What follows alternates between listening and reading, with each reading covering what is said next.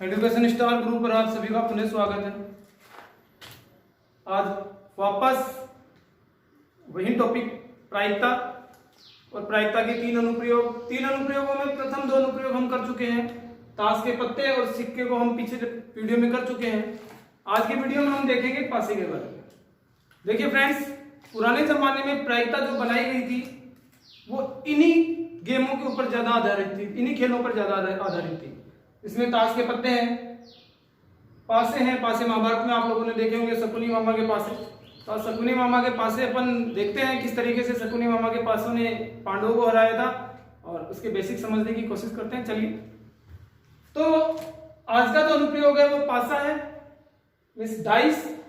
और इसके आगे मैंने एक फॉर्मूला लिखा है 6 की पावर है। इन सभी के ऊपर अपन चर्चा करेंगे। सबसे पहले जनरली पासे को समझते हैं।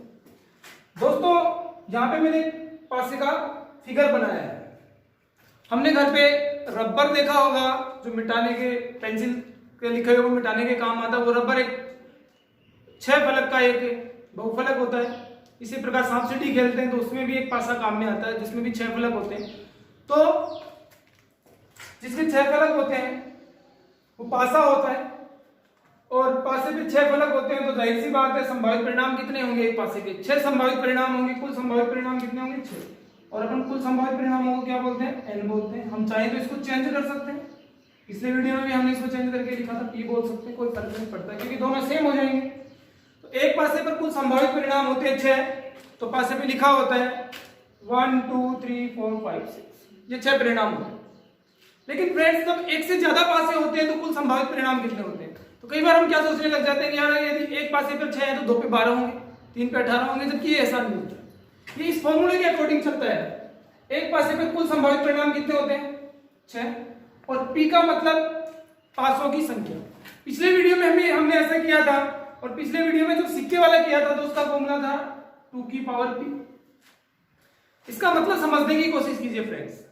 एक सिक्के पर अधिकतम 2 संभावनाएं होती, और पी का मतलब जैसे जैसे सिक्के बढ़ते जाएंगे पी की जगह रखते जाइए, आपका आंसर आता जाएगा। इसी प्रकार से एक पासे पर अधिकतम 6 संभावनाएं होती, और पी का मतलब जैसे जैसे पासे बढ़ते जाएंगे आप उनका मान रखते जाइए, आपको पता चल जाएगा कि कितनी संख्याएं होंगी, कुल संभावित परिणाम कितने होंगे। तो देखते हैं, इस फॉर्मूले को यूज करते हैं। जैसे 6 की पावर पी है, तो यदि पासे की संख्या 1 है तो पी का मान 1 रखेंगे। और 6 की पावर 6 की घात 1 होता है तो उसका मान 6 होता है। तो एक पासे पर कुल संभावित परिणाम कितने होते हैं? 6, जैसा कि लिखा हुआ है। यदि हम पासों की संख्या 2 ले लें तो फॉर्मूला 6 की घात पी है, तो पी की जगह पासे की संख्या 2 ले, 2 रखना पड़ेगा। 6 की घात 2 कितना होता है? 36।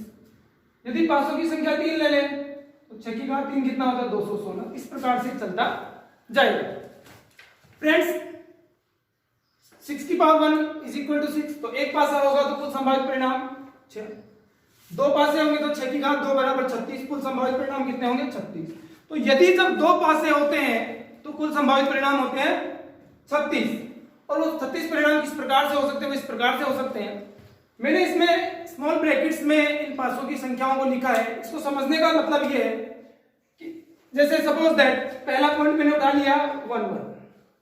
इसका मतलब ये है जो पहला जो अंक है, अगर हम 2 पासों को एक साथ फेंकेंगे तो पहले पासे में जो अंक आएगा उसको पहले लिखा गया है, और दूसरे पासे में जो अंक आएगा उसको बाद में लिखा गया है।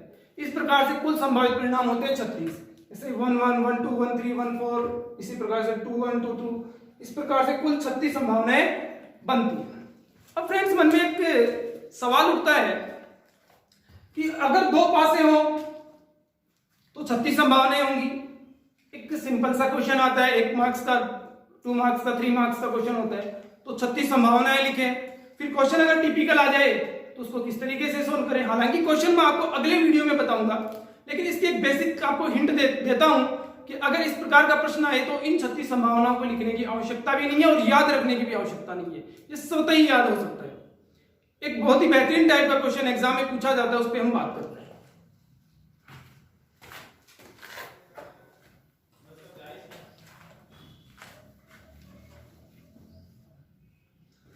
पासे पर आधारित एक प्रश्न बहुत ही फेमस है दो पासों को फेंकने पर उनके अंकों का योग आने की प्रायिकता। देखते हैं, दो पासों को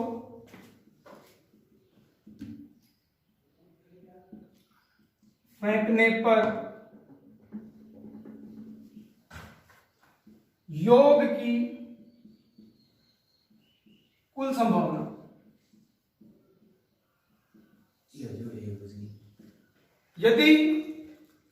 यदि हम लोग इस पे चर्चा करें तो प्रायिकता बड़ी आसान है कि और इसका योग का पता करना जरूरी है कि योग पे कितनी संभावनाएं बन सकती है। जैसे फॉर एग्जांपल मैं फ्रेंड्स यूं कहूं कि दो पासों को फेंकने पर अंकों का योग 7 की कुल संभावनाएं कितनी बनेगी। तो एक तरीका तो ये कि 36 को लिखे, फिर इसमें देखें 1 और 1 2, 1 और 2 3, 2 और 3 5, 4 3 7, ये जोड़ के चेक करें। या फिर मेरे पास एक बेहतरीन तरीका, उस तरीका को यूज करें। तरीका कुछ इस तरीके से है, आप कॉपी में इस तरीके से लिखिए कि कोमा से पहले पासे के अंक और कोमा के बाद में दूसरे पासे के अंक। तो यदि पहले पासे पे 1 आए तो दूसरे पासे पे 6 आएगा, तभी तो अंकों का योग 7 होगा। एक संभावना ये बनी। फिर आप चलते जाइए, 1 से शुरू किया, आप 2 ले लीजिए। यदि पहले पासे पे 2 आए तो दूसरे पे 5 आएगा, तभी तो अंकों का योग 7 होगा। इसी प्रकार से 3 ले लीजिए, पहले पासे पे 3 आए तो दूसरे पे कितना आना चाहिए, 4 आना चाहिए, तभी अंकों का योग 7 होगा। इसी प्रकार से 4 ले लीजिए तो दूसरे पासे पे 3 आना चाहिए, 5 ले लेंगे तो दूसरे पासे पे 2 आना चाहिए, और 6 ले लेंगे तो दूसरे पासे पे 1 आना चाहिए। अब आप कहेंगे हम कितना याद रखेंगे।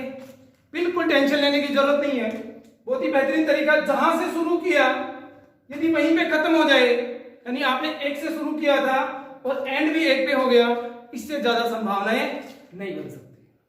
तो कितनी संभावनाएं हुई, 1 2 3 4 5 और 6। क्वेश्चन सोल्व करने के तरीके आगे देखें। हम ऐसा भी देख सकते हैं, जैसे आपका मन करे कि हमें अंकों का योग 9 देखना है, तो कैसे करेंगे, चलिए देखते हैं। दो पासों को फेंकने पर अंकों का योग 9 हो, इसकी कितनी संभावनाएं हैं। तो देखिए फ्रेंड्स, यदि मैं पासे पे 1 ले तो दूसरे पासे पर 8 होना चाहिए। अंकों का योग तो तभी 9 होता है। लेकिन अभी हमने बेसिक में देखा कि एक पासे पर, पर्टिकुलर एक पासे पर अधिकतम तो 6 से ज्यादा आ ही नहीं सकता, तो हम ये 1 नहीं ले सकते, क्योंकि 1 लेंगे तो दूसरे पासे पर 8 लेना पड़ेगा, जो संभव नहीं है। तो फिर 2 से शुरू करें, तो पहले पासे पे 2 ले लें तो दूसरे पासे पर 7 लेना पड़ेगा, जो भी संभव नहीं है, क्योंकि अधिकतम तो 6 से ज्यादा हो ही नहीं सकता। तो हमें पहले पासे भी कितना लेना पड़ेगा, 3 लेना पड़ेगा, तो दूसरे पासे भी कितना हो जाएगा, 6 हो जाएगा। अंकों का योग हो गया 9। इसी प्रकार आप फिर 4 लीजिए तो दूसरे पे 5 होना चाहिए। फिर अगर आप 5 से शुरू करें तो 4 होना चाहिए, और आप 6 से शुरू करें तो 3 होना चाहिए। जहां से शुरू किया वहीं पे खत्म, इससे ज्यादा संभावनाएं नहीं हो सकती। तो कितनी संभावनाएं हुई, 4। इसी प्रकार आप और भी क्वेश्चन देख सकते हैं। इस पे प्रायिकता में बेस्ट क्वेश्चन अपन अगले वीडियो में देखेंगे। प्रायिकता के क्वेश्चन समझने के लिए आपको जो 4 वीडियो दिए गए प्रायिकता के, इनको बहुत ही छोटे छोटे वीडियो, इनको समझिए, ध्यान से देखिए। हम आगे मिलते हैं, क्वेश्चन बहुत बेहतरीन क्वेश्चन लेके आएंगे।